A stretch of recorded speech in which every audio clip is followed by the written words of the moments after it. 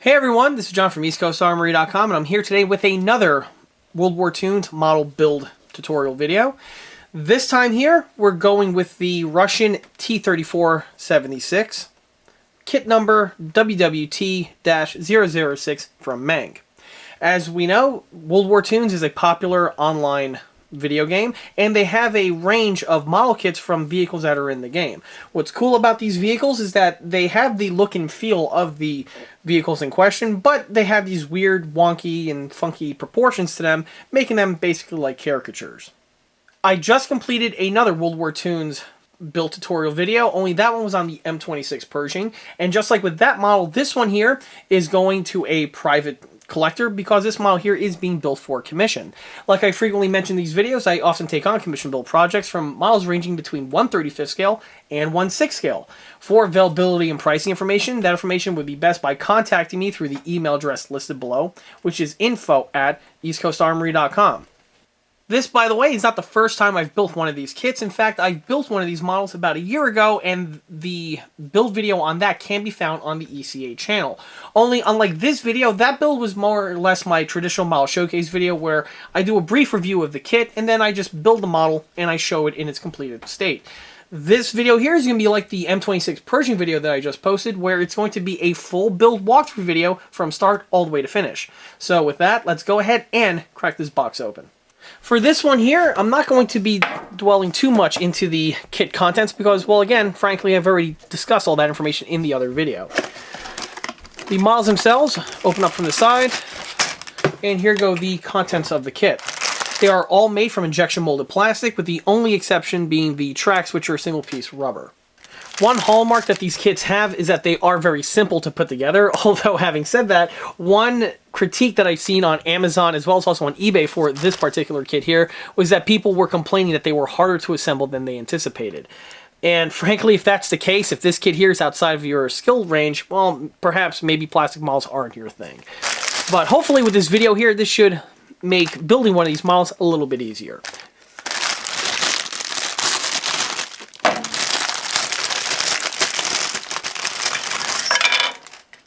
Here you can see all the runners. Like I stated before, they're all injection molded plastic, and they are all in this green coloring, which is quite standard for most of the World War Toons lineup, with the exception of the German tanks, which are either gray and or yellow, depending on the vehicle of choice. Going off of my memory, I don't believe there was anything that needs to have been changed substantially on this model here, unlike the Pershing where I had to make some changes to the sprocket mounts in order to bump up the vehicle's accuracy slightly. For this one here, I think it's just basically straightforward being built out of the box, so with that out of the way, I guess we could just dig right into this one. Because this is a plastic model, you are going to need a few basic tools in order to do the actual construction. Of course, the most important is going to be a tube of cement and or glue. I like to use super glue for all of my plastic model builds. I avoid the plastic cement. Definitely avoid the red tube testers model glue. That stuff is really only good for killing brain cells. A pair of clean cut snips is also really good to have. Makes the job much easier, specifically when it comes time for cleaning up the little nubs that are found on the parts after you remove them. A X-Acto or hobby knife is another mandatory bit of equipment. Basically, it removes the material that is remaining from the clean cut snips. This one here is just a miniature box cutter. I bought this from Ace, but a standard garden variety X-Acto will do the job just fine. Another set of tools that's going to be handy is a set of needle files here. These were purchased off of Amazon a number of years ago, and I have the link listed below in the video description, along with the clean cut snips. Along similar lines of the needle files, some sandpaper is going to be helpful too. I don't know the grit of both of these offhand, however, right here, via the magic of editing, you can see the grit that are found for the red one and the black one. One modification that I know I'm going to be making to this build is I need to drill some holes on some of the wheel components, and to do this, a pin vise is going to be utilized, along with a couple drill bits. For their sizes, I'll be pointing them out when I get to that portion of the build. The last thing I want to mention before I start cutting plastic is that unlike the M26 Pershing, this one here is basically going to be followed with the sequences that are found in the instruction sheet. Unlike the M26 Pershing, where I needed to jump around with the sequence because of the way the hull is designed, on the T34 here, that's not really going to be the case.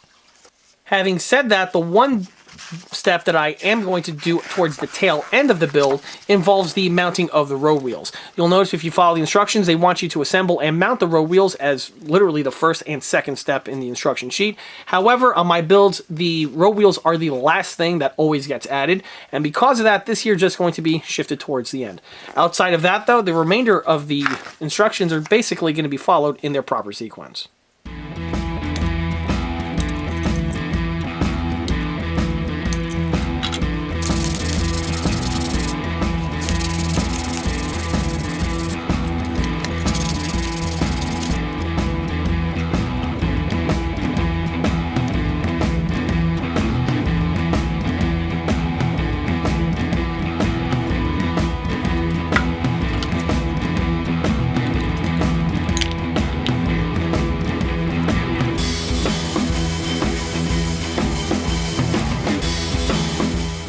Once the upper and lower hulls are fitted together, I then like to work on the side panels. The side panels are all-encompassing and just drop directly into their corresponding locations. One thing I do want to point out that I always found comical about the Meng WWT T34 is that the backplate here has a striking resemblance to one of the Moonanites from Aqua Teen Hunger Force. This is an unbearable strain, but I'm doing it as hard as I've ever done it before.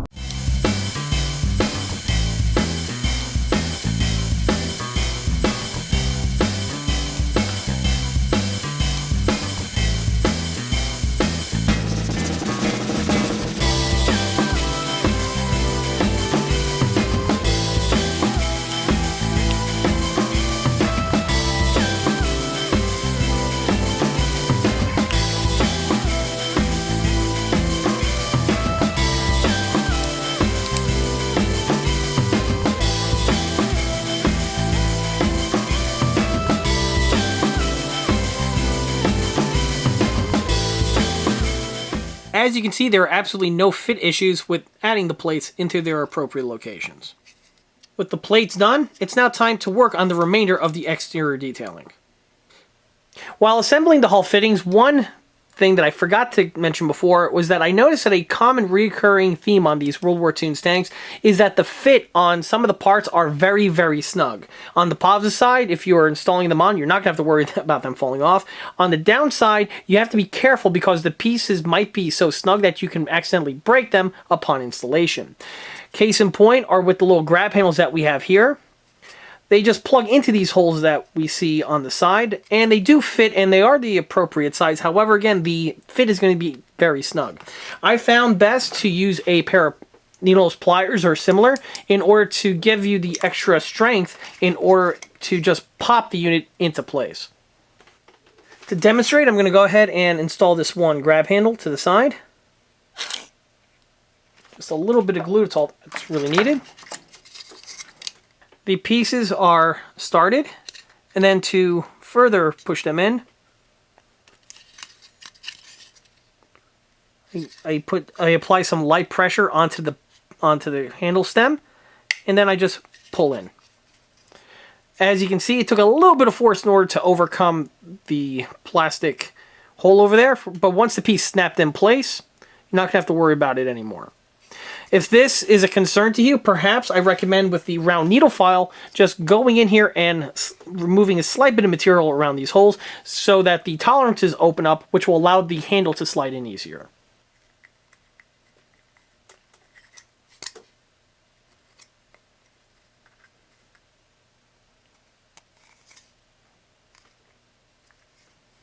As you can see, this one slid right into place without the need of the plier that I used for the one on the opposite side.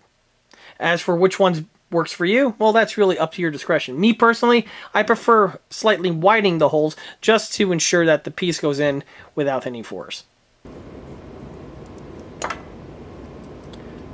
Just like with the other builds on this channel, I like to drill out the barrel section. This is done with the pin vise and with a 1.15mm bit. The vendor for these bits are listed in the video description below. However, like I frequently state, if you do not have the experience or the tools required to do this procedure, it's best to just omit this and just carry on with the build as normal. As the build chugs along, this now takes us to probably the most labor-intensive part of this entire build, and that involves first these 3 pieces, and then later on the assembly of the turret. You see, with the way the kit is designed, all of the parts I just mentioned are a 2-part assembly, which means you have 2 halves that you glue together, and when you do this, you are going to have a seam that runs along the center portions here. You can see it here on the gas tanks, as well as also on the front trunnion. To remove this, we're going to be using basic modeling techniques, where I'm going to take some super glue, and I'm just going to go ahead and add it onto these portions over here where the seams are present.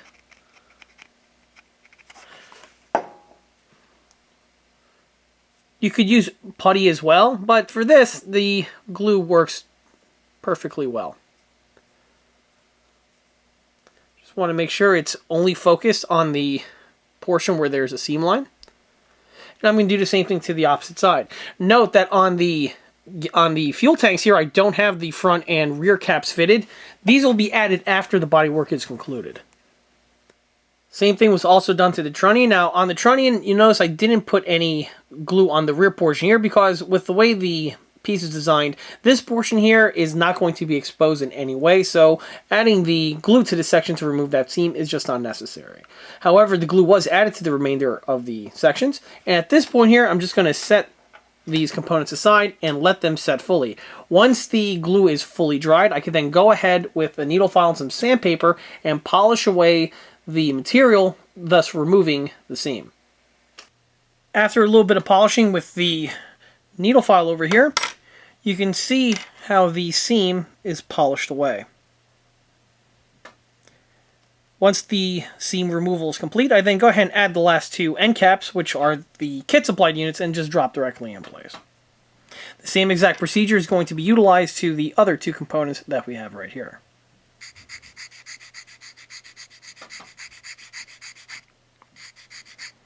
In addition to the needle file, some very fine grit sandpaper can also be used to help polish the unit further. But again, this just depends on how the file handles the removal process.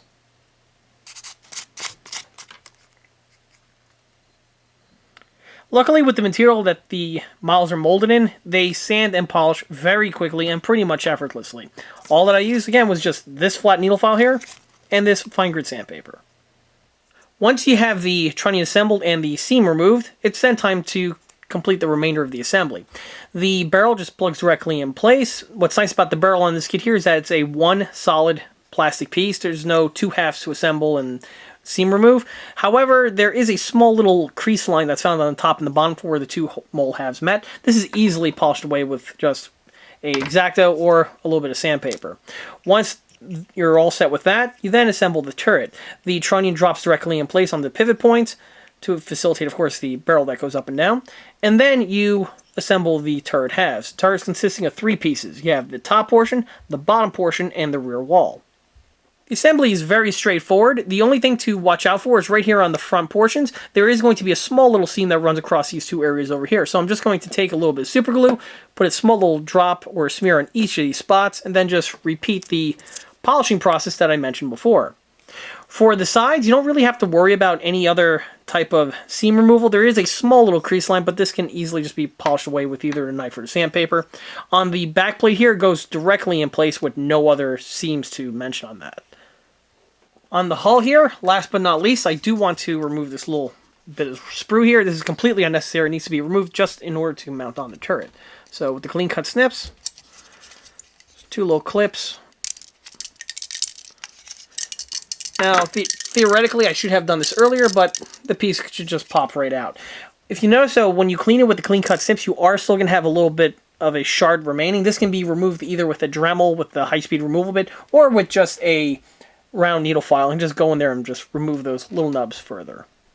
Just like with the remainder of the tank's details, the turret details are no different in that they just go in their appropriate locations in a fairly quick manner.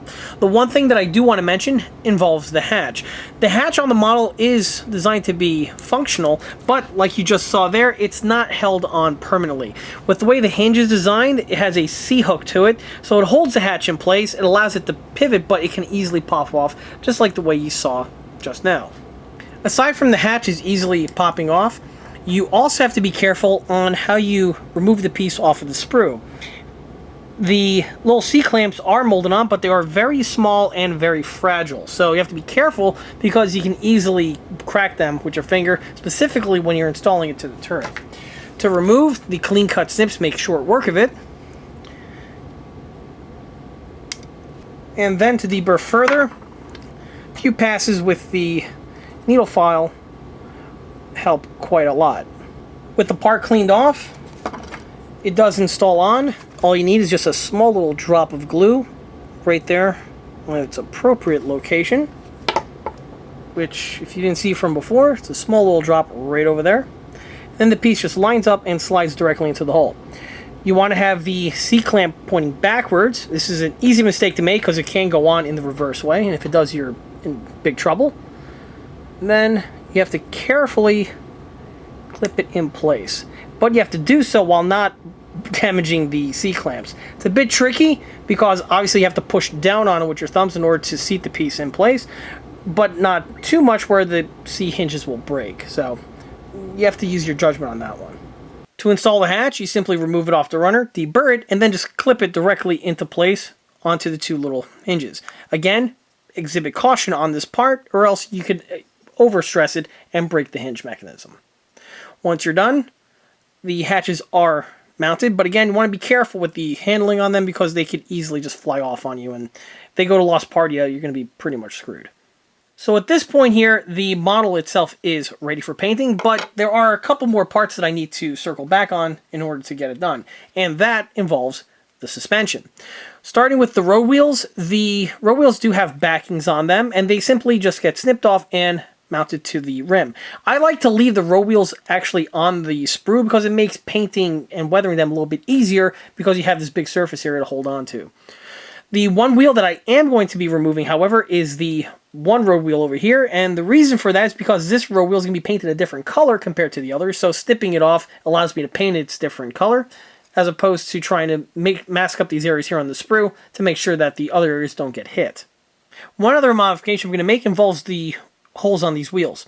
If you notice on this road wheel here, this replicates the all-steel version of the T34 wheel, and this wheel did have some holes in it. The holes are integrally molded into the unit here, but are solid.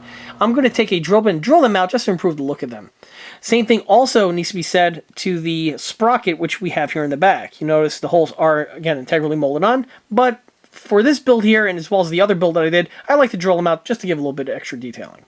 For the small one, I'm going to use the pin vise, and I have here a 1.15 millimeter bit. And I'm just going to simply just bore out these little locations by hand.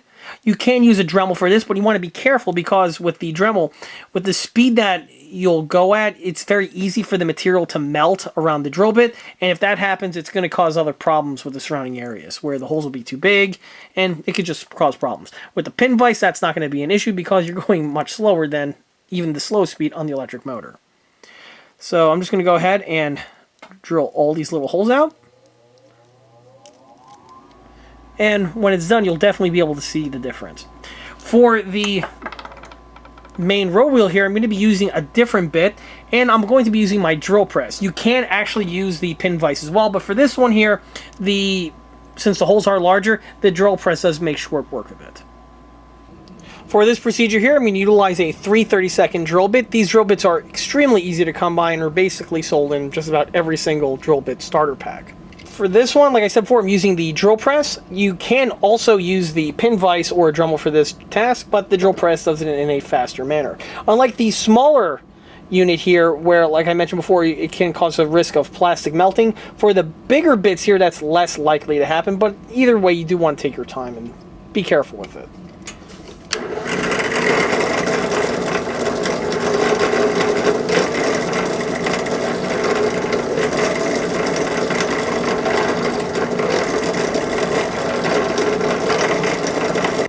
Well, just like I hinted to before, the last thing I'm going to do is install these back portions to their appropriate wheels, and the end result will look something like this runner. You'll notice the other wheel I have removed, because again, I'm painting this a different color, but you'll see on the back ends how they mount on. They go on as per the instructions and just drop directly into place. The last thing I want to do on this runner before it goes into paint is address these three stems that we have here. The same thing is also true, by the way, for the opposite runner. If you notice with the way it's molded, we have a portion connecting the bottom to the runner and the top. The bottom is not really important, but the top is, because once you snip this away, now you can have a burr and a exposed area of plastic, specifically after everything is painted, so this is less than ideal. What I like to do is I just snip these off just on the top portions. I'm not going to take the material off the bottoms yet, because this is going to hold it again for painting. So I just remove the pieces from there, chop away those areas of the sprue, and then from here, this allows me to clean up the faces of all these components. Again, usual techniques, needle file, X-Acto, sandpaper, whatever needs to be done gets done as long as the job is complete, and at that point there, the runner is ready for painting along with the rest of the model. After the model is fully assembled, it's then time for it to go into paint. Just like I've mentioned in a few other videos, prior to the application of the base coat, I like to prime my models, and for the coat of primer, I just use a can of El Cheapo flat black spray paint. You'll also see that the units are suspended on wires. This makes it easier for me to get access to all of the areas that need to have the paint applied, and then it also allows me to hang it up on a clothes rack of some sort in order for the units to fully dry. For the paint, I'll be utilizing my double action airbrush here.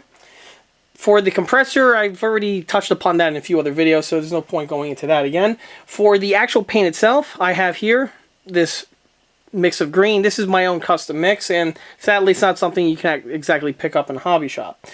The color that's very similar to it is Model Master Russian Green, I believe it's called, something along those lines. It gives you a tint very similar along these lines, so if you're looking to mimic this look, you can do that with that type of paint. Alright, and from there, I'm going to go ahead and power on the air compressor, and I'm going to go ahead and get the model into paint now. I'll catch you guys again after the model has its paint applied to its surfaces. Once the base coat is fully set, it's now time to take the model into its weathering. The base coat itself went on really easily. It's really only one coat that I was able to use, but one coat was really all that was needed. Same is true for the turret and the other components as well. For the steel rim row wheels, you can see that they are painted with a different shade of green compared to the one used on the tank. This, I believe, it's a Tamiya color. I got it right here. It's black green that I use for that. It's XF27. And this, obviously, once it's mounted to the model, is going to give the vehicle a little bit more pop compared to just having everything with the same coat. For the weathering, I'm going to use the same technique that I used on the last T34, because again, that's really the whole point of this build.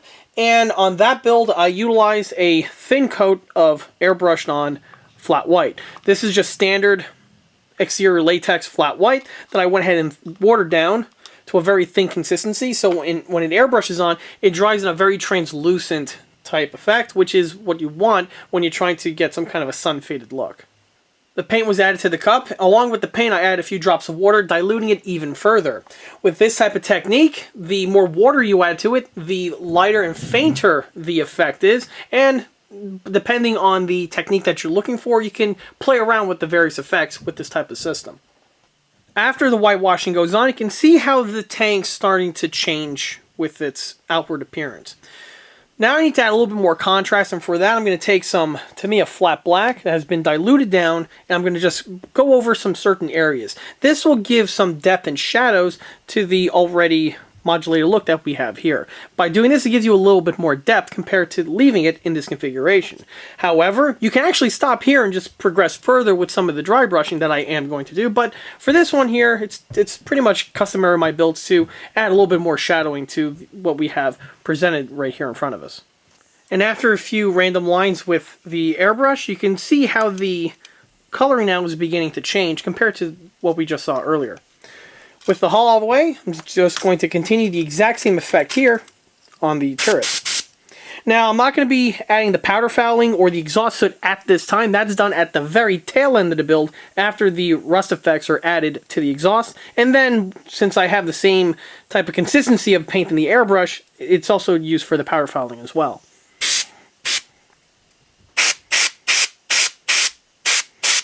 The trick with this technique here is to have the paint so thinned out that it's, again, a nice translucent effect. If it's too thick, or if you're using it just straight out of the bottle, it's going to be more opaque, which can degrade from the effect that we're looking for.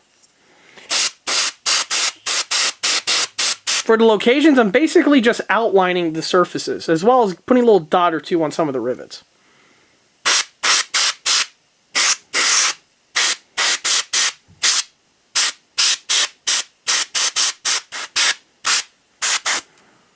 And that's basically all there's to it for this effect. Once the airbrushing is completed, I can then move on to some panel line accents. Now, this is something that I've been utilizing on some of my more recent builds, and it's one that I've been very happy with the results of. Just like with the Pershing video, for this I'm using the Tamiya panel line accent color. It's basically a very thinned down enamel black paint where it's turpentine base as opposed to the acrylic and latex base that's found on the model's painted surfaces. This stuff works pretty good. It has a little cap applicator right there built into it, which works. It's actually pretty decent, but if you want to, you can have a little bit more control if you use a fine point paintbrush. For this, I'm probably going to stick with the built-in one in case, or I should say in case I see the need where I need a little bit more precision. This stuff works, but the only caveat is that you don't want to use this if you paint your model with enamel. So if you're the type of guy that likes using Model Masters, you want to stay away from this because it'll just ruin your finish. Also, I do want to point out that the spray paint primer coat that was added to this, i.e. the flat black spray paint, is soluble to this stuff. In fact, really, this stuff is nothing more than this type of paint here, just extremely thinned down. However, this is not going to cause any problems because of the layers of latex paint that have been built over this model here. This will protect it from the accent color from penetrating in and liquefying the base primer underneath.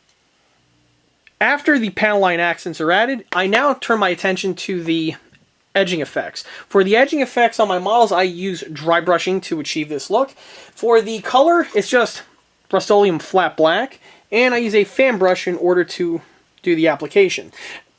I have done a couple videos already, one with a 1/6 scale M1919 machine gun, as well as the more recent posting of the World War Toons M26 Pershing. In that video, or I should say in those two videos, I go over in more depth the technique and how it's done.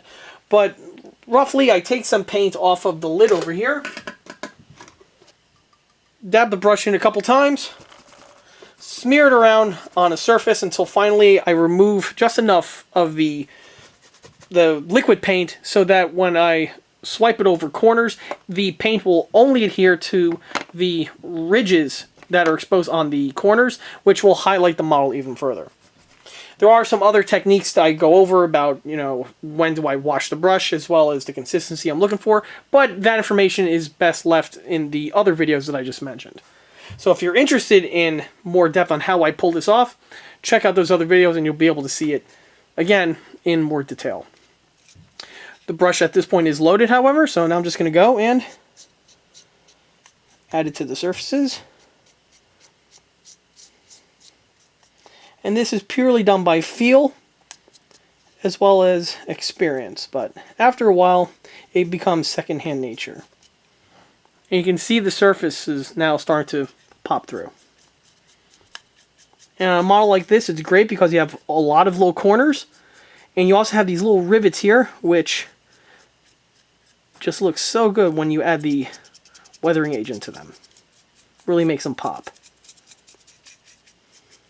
With the dry brushing out of the way, the model could proceed into its markings. For the markings, I'm using the kit supplied water slide decals, and I'm going to apply them on the locations that are requested in the instructions. Just like I said with the other World War Toons builds on this channel, the decals that are supplied with the sets are nicely done. The printings are really good, and they transfer over onto the model with ease. However, just because the decals are good, that doesn't mean you don't have to seal the model, and that's exactly what I'm going to be doing next. For the sealant, I'm going to be utilizing a varnish, and the varnish of choice is the VMS flat varnish. This varnish, I've already did several shout outs in a few of my videos, and I just can't praise this stuff enough. The material has already been pre-shaken up. You want to shake it for about 30 seconds for the best result, which at this point here, it's been about 40 seconds or so, so I think the stuff is thoroughly mixed by now. I have my dedicated airbrush just for this. It's all ready to go. I'm going to top this off, put on my mask, and apply the varnish coat.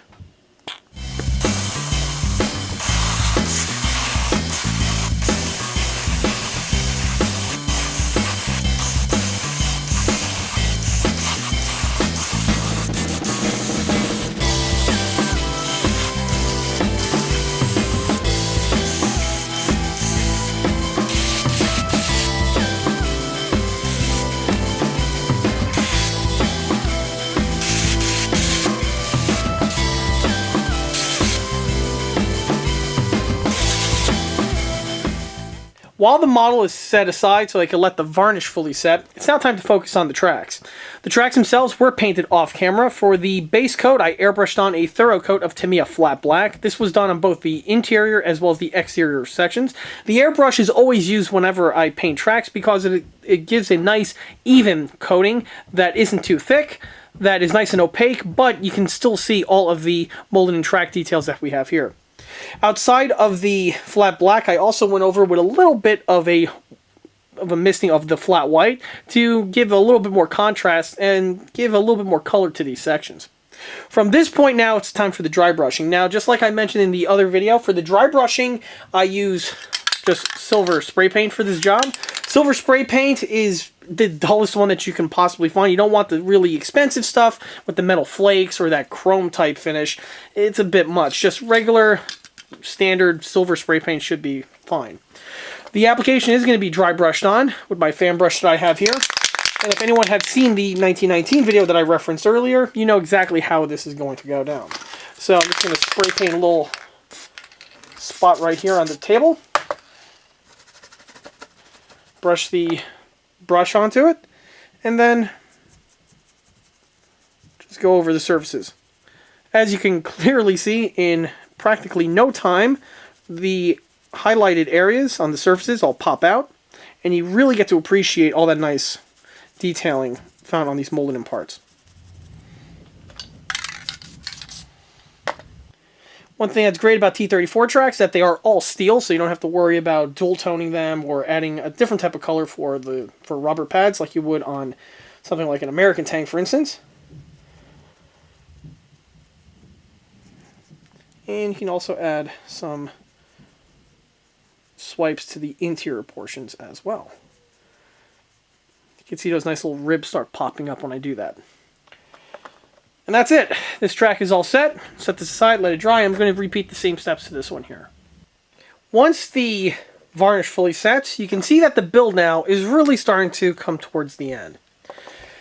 At this point, the model is ready to have its suspension fitted, and also you'll see at this point some of the smaller fittings start getting painted, like for instance the taillight, the headlights, as well as even the periscopes and their prisms. The small little section of track here was painted flat black. It is going to enter into its own little weathering along with the exhaust manifold, but I'll touch upon that momentarily. On the suspension, I already discussed the tracks, but you can also see the weathering that has been applied to the wheels themselves. On the steel-rimmed wheels, namely the sprocket and the idler, I just paint the surface with the silver paint. It's also true for these two wheels over here. And for the main row wheels, I paint them with Tamiya rubber black. Now, on a standard model, I would also paint the rims on the faces over here because the tire would overextend on. However, on the World War Toons model, that's something I don't generally do because there's no real clear defined detailing on where the rubber tire is. Mounting the suspension to the model on the T34 is crazy simple. On the kit here, you just have these little stems that were showcased before. You just put them through the corresponding wheel and then just mount it to the appropriate location. The kit does want you to mount the steel wheels on the center portion on both sides. However, I like to mix it up a little bit because, well, you know, why not? One other thing I do want to point out in regards to the installation of the suspension is with the rear sprocket and the front idler wheel, and that's, you need to pay attention to the pegs or the stems that are used for the assembly. The two visually look very similar to each other, however there are slight differences between the two and you don't want to mix them up. So luckily the instructions are very well laid out, as are the runners, so making this mistake is one that is very easily avoided. Finally, one other thing I want to mention is because the model is fully painted and varnished at this point, you may have to slightly adjust the size of the holes or possibly remove some of the paint that's on the stems here in order for the suspension to fit on in a more efficient manner. This has nothing to do with the way the kit is designed. It's just that when the model is fully built and painted like this, all of the areas I just mentioned do have layers of paint and varnish built up on them, and this may cause a little bit of friction when it comes time for the assembly. Because of the extra layers, this now will restrict the tolerances on some of these components. So if this happens to you, you might want to test fit the components before fully committing, and if you are running into some friction, just enlarge the hole slightly with a pin vise with a Dremel bit, or possibly with an X-Acto knife. You can just scrape away the layers of paint built up on the pegs there. Once that happens, you'll noticeably be able to see how much easier the parts slide into their appropriate locations. Well, here we are. We're now at the end of the road, and the last thing that needs to be added to this model is the addition of a little bit of powder fouling right here on the end of the gun barrel, and 2 more little puffs added to the boat sections here of the now weathered exhaust manifold. Along with the exhaust manifold, you can see that the rusting effects have also been added to the spare tracks found on the front. The black is going to be added with the airbrush, just like I mentioned before. It's going to be using, to me, a flat black, but unlike the last time where I used it for the weathering, where I had it severely diluted to have a nice translucent layer added, for this one here, I'm going straight up from the bottle with no water added for any sort of dilution, so that it is as opaque as it can get, which is what we want for weathering effects like the exhaust and the powder fouling. With the model finished, let's go ahead and take a quick walk around.